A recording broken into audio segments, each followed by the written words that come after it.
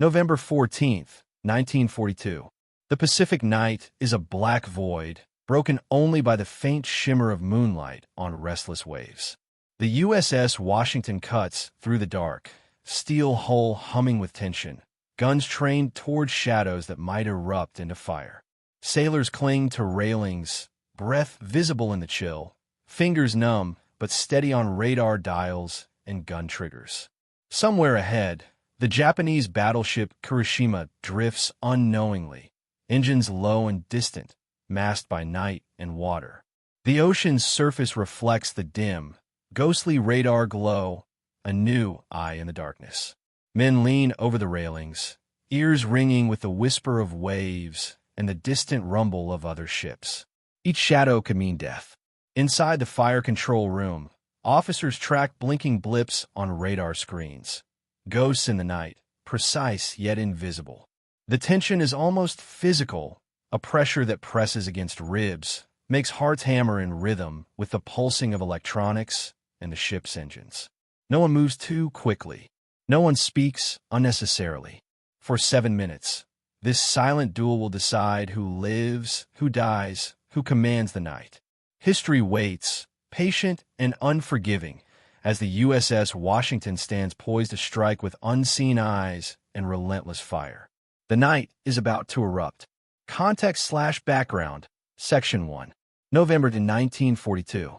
The Solomon Islands are a fragmented line of green and gray in the vast Pacific, their beaches scarred by recent landings and their waters patrolled by unseen killers.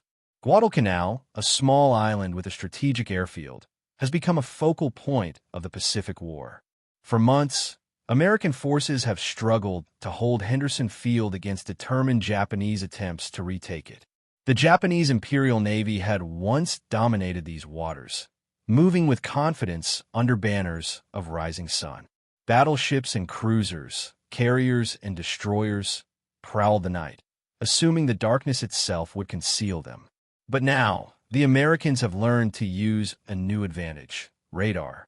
Technology that seemed the realm of science fiction has become an instrument of deadly precision. On the Washington, radar operators track the flickering signatures of enemy vessels, unseen in the black ocean, while officers calculate firing solutions with uncanny speed. The USS Washington, a fast battleship armed with 9 16-inch guns and countless smaller calibers, is part of Task Force 64, commanded by Rear Admiral Willis A. Lee. Lee, a seasoned officer with nerves as steady as his hands on the plotting board, knows that night battles are fraught with risk. Ships can collide, fire can mislead, and every miscalculation is fatal. His orders are clear: intercept and neutralize the Japanese fleet attempting to reinforce Guadalcanal. Meanwhile, the Japanese battleship Kirishima, a veteran of previous Pacific engagements, sails alongside smaller escort ships, confident in its firepower. The crew is well-trained, disciplined, and ready for combat, yet unaware that their adversary no longer relies solely on sight. Radar, silent, invisible, omnipresent, has begun to level the playing field. The stakes are immense. The Pacific is a chessboard of islands, straits, and ocean expanses where one-night action can shift momentum for months. Guadalcanal itself is more than territory. It is a symbol of control in the Southern Solomons, a test of endurance, strategy, and industrial might. Each engagement, each salvo, can ripple across the theater, influencing supply lines, morale, and the confidence of men thousands of miles from home. On the USS Washington, sailors prepare for battle in ways unimaginable only a year before. The radar operators, eyes glued to screens and scopes, coordinate with gunners who must trust instruments more than instinct. In the dark of night, traditional visual cues, masts, smoke, fire flashes, are unreliable. The ship itself becomes a weapon, a composite of steel, electronics, and human resolve, moving with the certainty of experience and the weight of history pressing down. Across the water, Japanese commanders rely on decades of naval tradition. Night engagements have long been their specialty. They anticipate confusion, hope for chance, and depend on maneuvering skill to outwit adversaries. Yet the Americans have adapted, integrating technology into tactics, learning to predict, calculate, and strike before the enemy even realizes what is happening. For the men aboard both ships, there is little time for reflection. Darkness conceals, but it also amplifies every sound. The creak of metal, the distant echo of waves, the nervous shuffle of boots on deck. They know the night is a living entity, one that can crush the careless and reward the prepared. For 7 minutes, the USS Washington will demonstrate just how lethal preparedness, skill, and innovation can be in the unforgiving expanse of the Pacific. And as radar blips pulse silently across the plotting room screens, the stage is set for a confrontation that will mark one of the most precise and devastating night engagements of the war, a moment when steel, fire, and technology collide with human determination. The quiet tension of anticipation stretches across the waves, binding sailors on both sides to a destiny neither fully controls. By late November 1942, the waters around Guadalcanal had become a deadly proving ground. Months of fighting had already claimed dozens of ships, hundreds of aircraft, and thousands of men. Every movement mattered. Supply runs were lifelines, and control of the seas could dictate the fate of the island. The Japanese were determined to reinforce their garrison, sending battleships, cruisers, and destroyers under the cover of darkness. American intelligence had tracked their intentions, but night combat had always been fraught with uncertainty. The USS Washington, newly fitted with the latest radar equipment, offered a stark contrast to Japanese expectations. The SG radar on her bridge could detect ships at over 20 miles, well before visual contact. Radar plotting became a science, each pulse translating into coordinates, range, and bearing, feeding gunners who prepared to unleash a storm of steel at a moment's notice. Crew members, many young sailors barely out of training, were drilled relentlessly. Every action, from adjusting gun turrets to communicating coordinates, was rehearsed and precise. In the Pacific, mistakes were punished with immediacy. The Japanese fleet, however, relied on time-tested doctrines of night engagement. Cruisers and battleships worked in concert, torpedo attacks designed to disorient the enemy before delivering broadsides. For years, the Imperial Navy had honed these tactics, and their commanders had fought in multiple campaigns across the China Sea, the Coral Sea, and Midway. Yet, in this encounter, they were stepping into uncharted territory, facing an enemy who could see them before they were seen. On the morning of November 14th, reconnaissance planes had reported the composition of the Japanese force. Admiral Lee, analyzing the data, divided his own fleet for maximum effectiveness. The USS Washington would operate alongside the USS South Dakota, coordinating radar sweeps and gunfire solutions. Destroyers were positioned to screen against torpedo attacks, ready to intercept incoming threats. Every maneuver was calculated with precision, fuel levels, wind, current, and visibility all considered. Radar operators, in particular, had become the unsung heroes of night engagements. Their screens, glowing dimly in the ship's plotting rooms, were covered with hand-drawn plots, tally marks, and calculated intercept courses. A single misread blip could lead to disaster. The operators worked in silence, speaking only in clipped code, as gunners prepared for an opening salvo. It was technology meeting human discipline, a combination neither side had fully anticipated.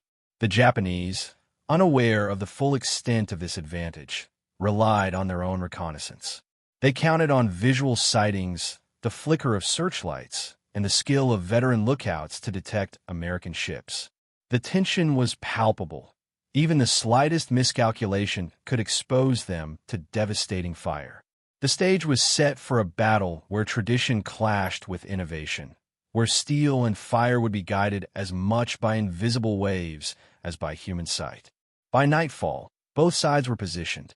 The waters near Savo Island, a notorious site of past engagements, became a theater for what would unfold. Crews on both ships felt the weight of expectation and fear.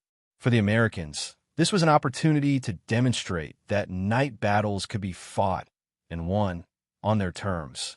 For the Japanese, it was a routine operation, confident in experience but unaware of the invisible eyes tracking them across the waves. As darkness deepened, the Pacific became a canvas of tension. Each ship, each sailor, was part of a living, breathing tableau. Somewhere in the blackness, maneuvers would begin. Coordinates would be calculated. Guns would roar. In 7 minutes, a battleship would change the course of this night, demonstrating that technological adaptation, human skill, and strategic foresight could redefine naval warfare in ways neither side had fully imagined. This context now sets the stage to examine the angles of the battle, the human, tactical, technological, and leadership perspectives that explain why this engagement was not only decisive, but historically transformative. The sailors aboard the USS Washington were young men suddenly cast into the shadow of history. Faces streaked with salt water and soot, eyes wide with anticipation, hands clenched around cold steel. Many had trained for months in gunnery drills and radar operation, yet no drill could fully replicate the intensity of an actual night engagement.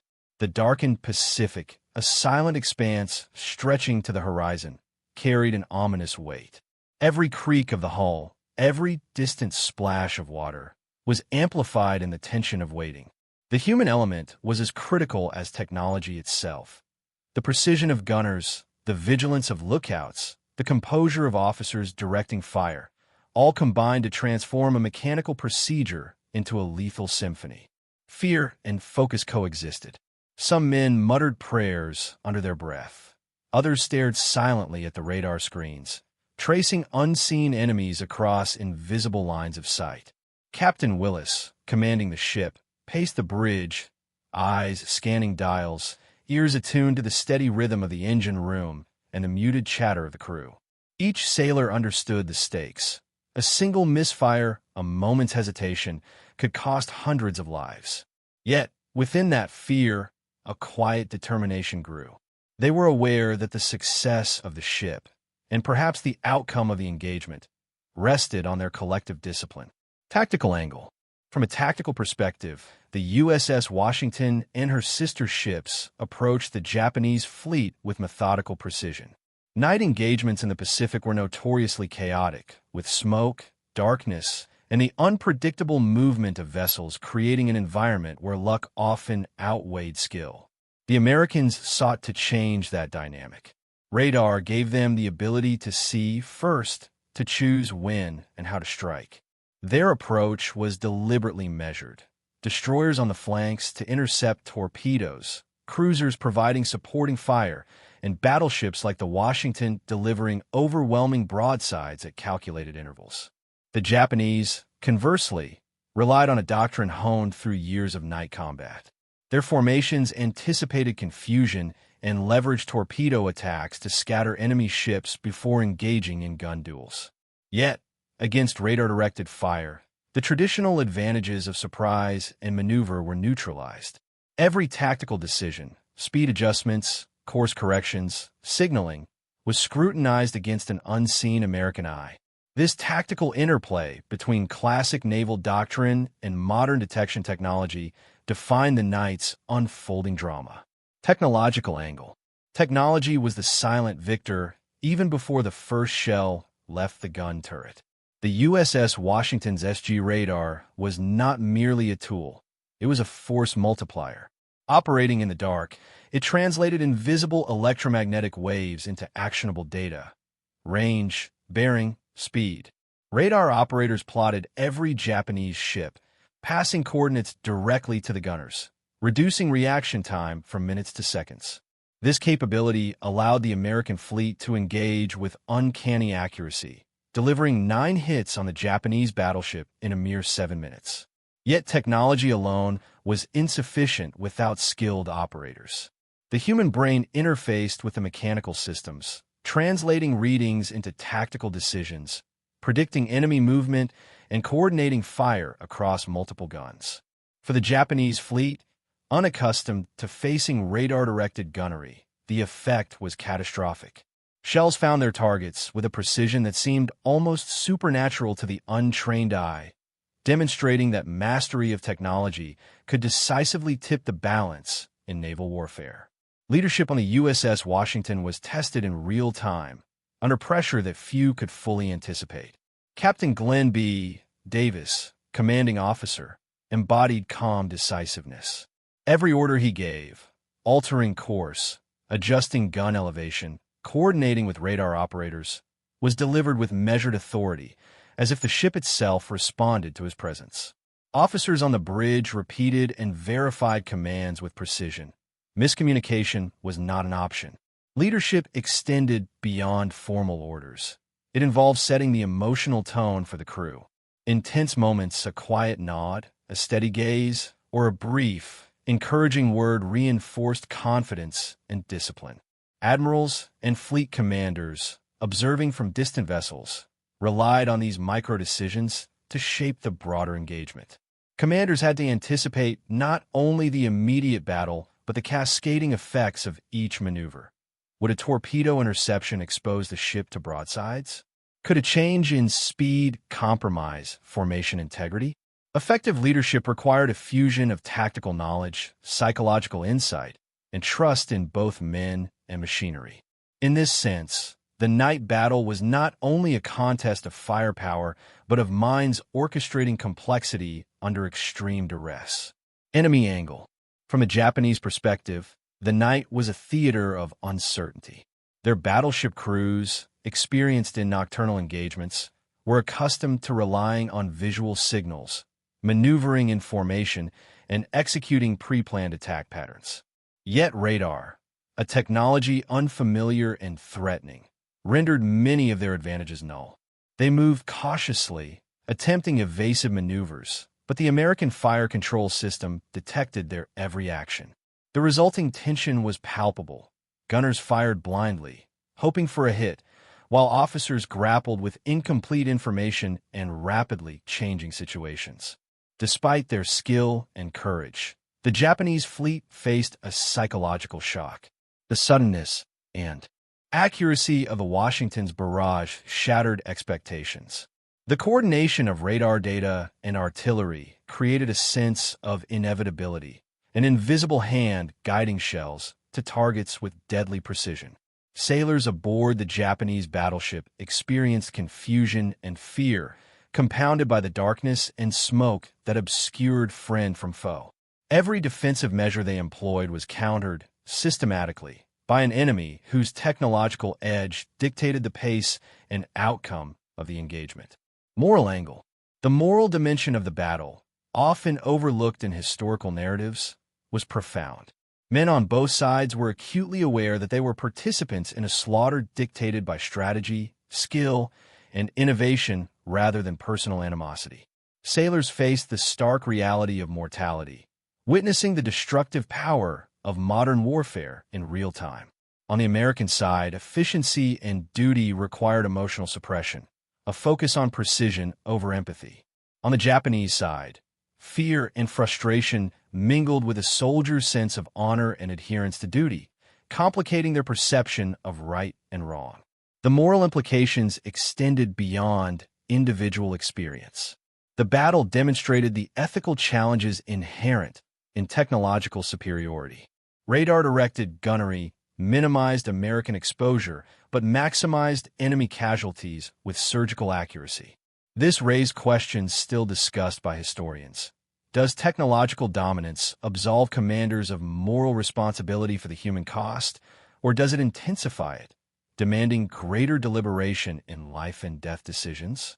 For the men aboard both fleets, morality and survival were inseparable, each decision a reflection of the broader war's ethical complexity. Climax, Section 1. December 14th, 1942. The night hung over the Solomon Islands like a shroud. Darkness was near absolute, punctuated only by the occasional glint of starlight on wet decks and the faint phosphorescence of the ocean. The USS Washington glided silently through the waters, her radar operators alert, eyes scanning scopes that displayed blips of approaching vessels. The Japanese fleet, unaware of the technology now stalking them, moved in formation, confident in their experience and night fighting doctrine. Confidence, however, is fragile when confronted by innovation. At 22:35 hours, the first target was identified. Radar blips solidified into actionable coordinates. Gun crews, trained for this precise moment, adjusted elevation, loaded shells, and waited for the command. Captain Glenn B. Davis's voice, steady yet urgent, cut through the radio static. Fire when ready. In a synchronized heartbeat, the Washington's 9.16-inch guns unleashed a storm. The roar of artillery was deafening, yet controlled, every shell arcing perfectly toward its mark. The first salvo struck with devastating accuracy. Decks splintered. Superstructures bent and groaned. Japanese gunners scrambled, attempting evasive maneuvers that offered little protection. Shells tore through the hull, detonating below decks, flooding compartments, and igniting secondary fires. Amid the chaos, sailors were thrown to the decks, some injured, some paralyzed by shock. The precision of the American radar-directed fire created the surreal impression that the Washington's gunners were anticipating every movement, almost as if the ship itself could see the future. 7 minutes into the engagement, 9 confirmed hits had struck the Japanese battleship. Each impact was a lesson in concentrated firepower and technological advantage. Observers on the Washington's bridge noted the sequence almost clinically, yet beneath the calm, adrenaline surged. Gun crews maintained composure, constantly correcting aim for each volley, tracking the enemy's shifting position. Radar operators relayed real-time adjustments, a silent choreography that turned the night into a deadly dance. The Japanese crew, initially confident, began to realize the severity of their predicament. Smoke and flames illuminated the deck, revealing the scale of damage. Attempts to return fire were haphazard. Visibility was poor, and American shells landed with terrifying accuracy. The captain of the Japanese battleship issued commands, but orders were delayed by confusion and disrupted communications. Meanwhile, men struggled with jammed guns, fires, and casualties. In these moments, the human cost of war became immediately tangible. Fear, exhaustion, and resolve intertwined on every deck. The Washington pressed its advantage. Maneuvering silently, the ship avoided potential torpedo lines while maintaining firing angles optimal for the gunnery team. Every adjustment, every turn, was executed with precision born of preparation and calm under pressure. Officers monitored ammunition levels, crew fatigue, and the evolving pattern of enemy movement. The engagement was fast, yet each second carried immense weight. Errors could prove catastrophic, yet hesitation was equally dangerous. The first 7 minutes set the tone for the battle's remainder. It was a night defined not by brute force alone, but by integration. Leadership, technology, discipline, and human courage converged. The USS Washington demonstrated how radar-directed artillery could dominate an engagement, turning darkness from a shield into a battlefield of clarity. Each hit not only damaged the enemy physically, but also eroded morale, revealing the psychological dimensions of warfare. By 22:42 hours, the Japanese battleship was listing, smoke plumes streaking into the night sky, fires consuming sections of the deck. Observers on both sides recognized a turning point had arrived. The Washington, nearly unscathed, had leveraged every advantage: preparation, radar, crew skill, and leadership to deliver an unprecedented tactical strike. The first phase of the night's clash was over, yet the battle was far from complete. The next moments would decide the fate of the engagement entirely. The precision, timing, and relentless execution of these initial hits created a domino effect. Confusion, damage, and fear rippled through the Japanese crew, setting the stage for total dominance by the American force. The night was still alive, but the balance of power had shifted irrevocably. The night deepened. Fires on the Japanese battleship cast an eerie glow over the water, illuminating smoke and splintered metal. Yet the USS Washington did not waver. Radar operators continued scanning, feeding precise coordinates to the fire control teams. Every movement of the enemy was measured, anticipated, and met with overwhelming firepower. The Americans had turned the cover of darkness into a weapon of their own, stripping the Japanese of their usual advantage in night engagements. At 22:45 hours, the second wave of salvos struck. The Japanese superstructure, already weakened, shuddered under the impact. Secondary explosions erupted, ripping through ammunition storage and equipment rooms. Crewmen struggled to maintain operational guns. Some were thrown to the deck by concussive blasts, others caught in collapsing railings. The ship shuddered violently, its steel frame buckling, as if acknowledging the inevitability of its destruction.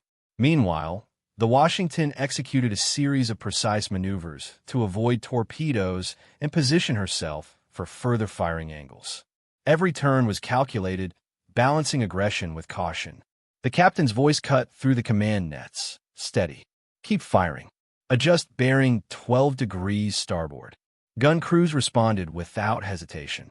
In a matter of moments, 3 more hits struck the Japanese battleship, each one strategically aimed at vital compartments, engineering, command towers, and gun emplacements. The Japanese attempted a desperate counterattack. Searchlights swung wildly across the ocean, illuminating fleeting silhouettes of American vessels. Guns roared, but their accuracy faltered in the confusion. Smoke obscured vision, fires distorted angles, and the crew, exhausted and fearful, struggled to operate. Each American salvo was like a hammer striking precise nails. Panic spread, coordination faltered, and control slipped further from the Japanese officers. By 22:52 hours, the 9th confirmed hit had sealed the fate of the battleship. Flames erupted across multiple decks. Water rushed into shattered compartments, causing the ship to list perilously. Orders to abandon ship were shouted over the chaos, yet the damage had progressed too far. The once proud battleship, a symbol of naval might, now became a graveyard afloat. Crewmen scrambled for life rafts or leapt into the dark, cold waters, clutching onto anything that could keep them afloat. The USS Washington, nearly untouched by the Japanese fire, maintained relentless pressure. Radar-directed accuracy allowed gunners to track remaining operational turrets and predict compensatory movements. In these critical minutes, leadership, technology, and discipline converged to demonstrate the decisive power of modern naval warfare. Each calculated hit not only destroyed machinery, but shattered morale, reducing coordinated resistance to a series of isolated, frantic acts. By 2300 hours, the Japanese battleship had begun its final descent. Smoke columns and raging fires pierced the night sky. Observers noted the angle of the list, the flow of water into breach compartments, and the final cessation of engine activity. Moments later, the ship rolled onto its side, bow first, before disappearing beneath the waves. Silence followed, broken only by crackling fires and the distant calls of surviving crew struggling in the water. The USS Washington remained vigilant. She had executed a textbook night engagement: rapid identification, precise fire, continuous maneuvering, and exploitation of technological advantage. The result was total dominance. Radar had transformed the chaotic darkness into a battlefield of clarity, and the combination of preparation, skill, and leadership had turned what might have been a brutal night clash into a resounding victory. The night lingered over the Solomons, quiet but charged with the aftermath of destruction. In the water, scattered survivors clung to life, witnesses to the unprecedented effectiveness of radar-guided gunnery. On the Washington, officers and crew silently cataloged what had occurred, aware that history had just been made. Within a mere 7 minutes, 9 hits had changed the course of the engagement and cemented the supremacy of technology when paired with disciplined execution. As dawn approached, the water still rippled with remnants of fire, smoke, and debris. The sinking of the Japanese battleship had demonstrated a turning point in naval warfare. A single, technologically equipped, well-led ship could decisively neutralize a formidable adversary, even under the cover of night. The lessons of this battle would echo through naval strategy for years to come. The Washington had struck, and history had taken notice. The night, once an ally of the hunter, had been conquered. Dawn broke over the Solomons, casting pale light on a scene of destruction and exhaustion. The water was dotted with debris, floating planks, shattered equipment, and survivors clinging desperately to life. The night had been decisive. Reports filtered back through naval command. The Japanese battleship, once a symbol of formidable naval power, was no more. The USS Washington had achieved a remarkable victory, demonstrating the lethal combination of radar technology, disciplined gunnery, and skilled leadership. On board the Washington, officers meticulously recorded every detail. Gun logs confirmed 9 direct hits in just 7 minutes. Each strike meticulously documented for post-action reports. The tactical review highlighted not only the efficiency of the engagement, but the near-perfect execution under the cover of night. Radar readings, firing angles, and maneuvers were cross-checked, revealing a near-flawless performance. For the crew, there was a mixture of relief and awe. They had witnessed the destructive power of concentrated, technologically guided fire firsthand. Meanwhile, Japanese naval command faced shock and disbelief. The sudden loss of a capital ship during a night engagement was unprecedented. Communications between ships and higher command revealed confusion and fragmented reports. Survivors struggled to describe the efficiency and precision of the Washington's fire, emphasizing the disorienting use of radar and disciplined gunnery. Morale, already strained by prolonged engagements in the Solomons, suffered a severe blow. The psychological impact of losing a flagship in such a manner reverberated through other units, forcing commanders to reconsider night operations and defensive strategies. Casualty reports painted a grim picture. Hundreds of Japanese sailors had perished in the freezing waters or under the fires of their sinking vessel. Rescue operations were hampered by darkness, debris, and continuing engagements elsewhere in the area. Allied forces, though victorious, also accounted for the physical and emotional toll of combat. Sailors and officers aboard the Washington tended to survivors and salvaged equipment, demonstrating the dual responsibilities of wartime efficiency and humanitarian action. Strategically, the battle marked a turning point in night engagements across the Pacific theater. Naval commanders now recognized that radar technology, combined with rigorous training and disciplined command, could negate traditional advantages of night fighting. The sinking of the Japanese battleship became a case study in modern naval tactics, emphasizing speed, coordination, and technological superiority. Reports emphasized that even heavily armored vessels could be rendered vulnerable when faced with precise, radar-directed salvos. On the islands, observers and intelligence officers documented the engagement meticulously. Photographs, sketches, and survivor testimonies were gathered, forming a comprehensive account for future operations. The event was more than a tactical victory. It was a demonstration of the evolving nature of naval warfare, where information and technology could tip the balance decisively in moments of high-stakes confrontation. As the sun climbed higher, the remnants of the battle remained visible, scorched water surfaces, drifting debris, and the haunting silhouettes of men in life rafts. The Washington maintained position, its crew alert for any potential counterattack. Debriefings began, capturing first-hand accounts of the engagement, analyzing firing data, and noting lessons that would influence upcoming operations.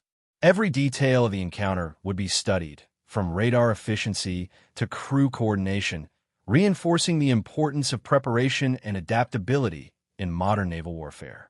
The psychological impact on both sides was profound. For the Americans, confidence in their radar-guided capabilities soared. For the Japanese, the vulnerability of even their most heavily armed battleships in night conditions became painfully clear. In the broader context of the Pacific Campaign, the engagement demonstrated that technological innovation and tactical discipline could decisively shape outcomes, even under the most challenging conditions. The stage was now set for reflection, strategic recalibration, and preparation for subsequent battles. The events of the night would ripple through training programs, operational planning, and leadership decisions for months to come. And yet, amidst all analysis and planning, the human cost remained visible in the cold waters and floating wreckage, an unyielding reminder of the stark realities of naval warfare. In the days following the engagement, the strategic reverberations were unmistakable. Naval analysts across the Pacific meticulously reviewed action reports, confirming that night battles had entered a new era. The USS Washington's success demonstrated that radar technology, when combined with rigorous training and disciplined command, could turn darkness itself into a tactical advantage. For the U.S. Navy, it validated ongoing investments in electronic warfare, fire control systems, and radar-guided gunnery, signaling a shift away from reliance on sheer firepower alone. Japanese commanders, in contrast, faced a sobering reality. The loss of a capital ship in under 10 minutes, despite extensive armor and experienced personnel, exposed critical weaknesses in night operations and fleet coordination.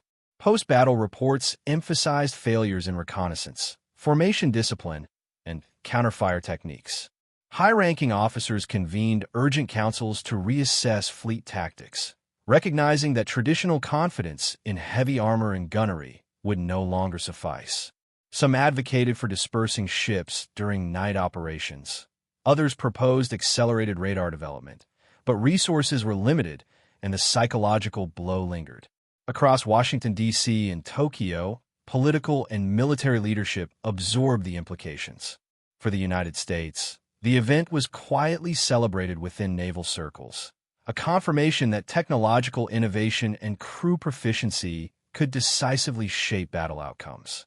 Newspapers would later report selectively on the engagement, emphasizing American naval prowess and morale-boosting narratives, though operational security kept many tactical details classified.